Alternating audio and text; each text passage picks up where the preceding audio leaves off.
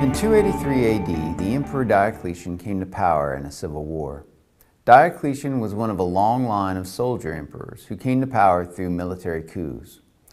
Rome was experiencing decades of war in both the East and the West, primarily from migrating tribal groups such as the Huns and the Goths. This led to inflation, unrest, and frequent military revolt. However, unlike his predecessors, Diocletian concentrated on trying to make the central government practical and effective throughout the diverse and far-flung regions of the Roman Empire.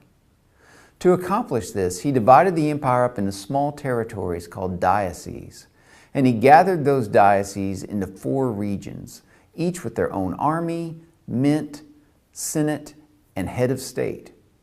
Now Diocletian remained the head of the most powerful of these 4 regions, and he appointed 3 trusted men to the others. In effect, he divided the Roman Empire into counties and then gathered them into 2 halves, each with an emperor. He was one of these. Each emperor had a second in command who controlled half the region and was called a Caesar. So there's 2 Augusti and 2 Caesars. This awkward system worked surprisingly well in the short term, and it increased the government's responsiveness to natural disasters, invasions, dangers, and enabled better taxation and local representation. The Senate for each area included more locals. But the coherence of the system depended totally upon Diocletian being able to control his 3 companions. As long as he was in charge and could force their obedience, it worked. Upon his death, the system broke into civil war. The eventual winner of this civil war was a man named Constantine. Constantine gradually favored Christians.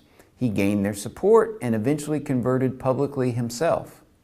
This made Christianity a legal religion in Rome by 312 and a favored religion by 325. Upon gaining control of the entire empire in 324, Constantine moved the capital to his newly remodeled city, Constantinople, on the coast north of Greece, at the narrow waterway between the Black and Mediterranean seas, which is still an important trade network. Constantine's support of Christianity gained it rapid prestige and political power, but there were still lots of polytheists in Rome, and it was not the majority. This new power demanded a greater unity and hierarchy within the church than had ever existed in Christianity before. Constantine urged bishops to create a common creed or belief, something called orthodoxy, and sponsored a council at his palace in Nicaea in 325 AD. This definition of orthodoxy was not accepted by all Christian groups, and it led to conflict within Christianity for the next several centuries. Constantine's death in 337 led to more civil war among his family, and the empire threatened to slip apart into eastern and western halves. This process was halted for a moment by the Emperor Theodosius. A strong supporter of orthodoxy, Theodosius made Christian orthodoxy the official religion sponsored by Rome, meaning that citizens serving in the government in any role had to be Orthodox Christian. While this did little to impact the beliefs of people on the ground, it did strengthen the church's political standing. It also alienated many of the non-Christian citizens. Theodosius died in 395, leaving his 2 young children in charge of the eastern and western portions of the empire. It would never be unified for any length of time again. Constantinople in the east would remain an imperial center for the next 1,000 years.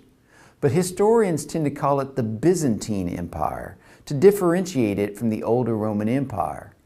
This Byzantine Empire was much more Greek in language and culture than it ever was Roman, even though it was based on Roman identity. The western part of the empire was divided among several competing groups, mostly newcomers such as Goths and Franks, and then of course the remaining Italians. It would have a turbulent history and eventually forming Europe.